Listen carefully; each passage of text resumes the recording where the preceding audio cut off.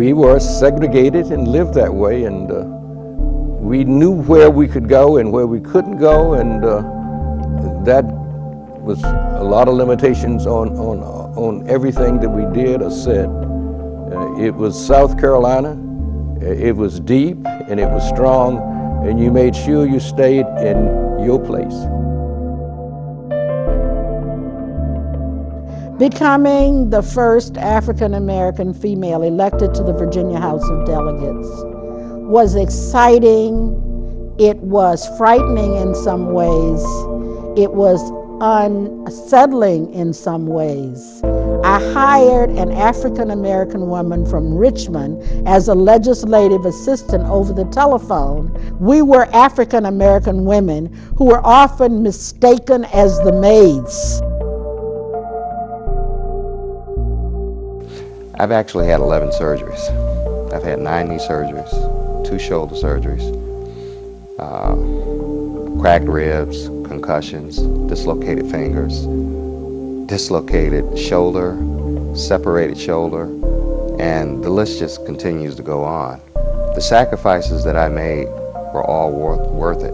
It afforded my family an opportunity to have a lifestyle that more than likely we wouldn't probably have at this point in time. But those are the sacrifices.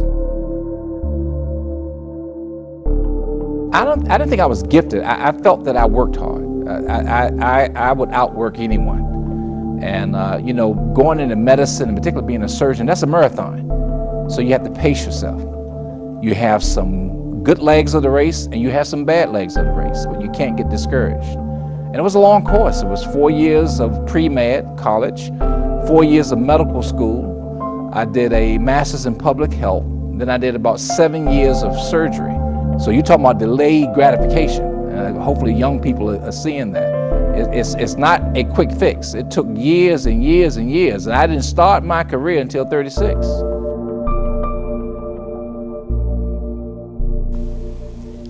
They said, come on, we're going to the theater. I said, no, I don't think I better do that. Still remember my experiences from the South. I let them talk me into it. We walked downtown because in Chestertown, you could walk anywhere. And the ticket taker says, where are you going? I said, into the theater. And she says, you can't go into the theater with them. You have to sit upstairs in the colored section. They can sit upstairs with you, but you can't sit downstairs with them. So I went upstairs and I sat very dejectedly in my place in the colored section.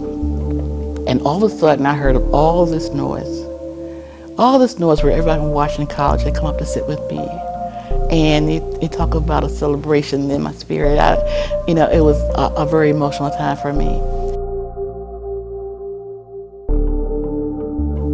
Didn't necessarily have to graduate. I didn't necessarily have to go to graduate school, but I owed it to myself in their mind to at least finish high school and go to college. And in my neighborhood, a lot of kids didn't finish high school, and many of them didn't go to college. You know, often I say jokingly that a lot of my friends who are my best friends today, a lot of them, when I went to college, many of them went to jail.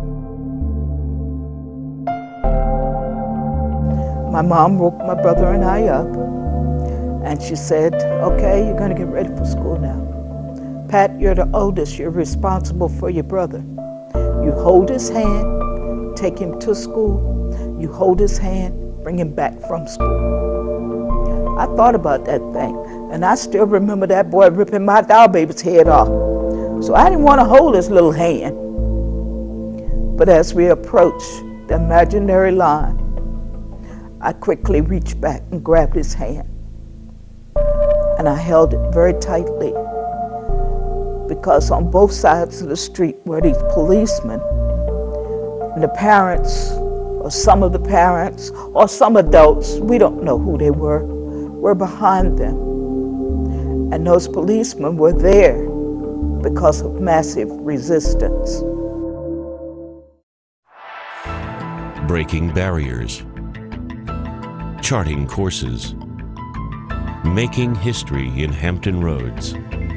We present stories of success, enterprise, achievement, and obstacles overcome, as told by those who lived it. Based on the popular series, Cox presents The Hampton Roads Blacklist.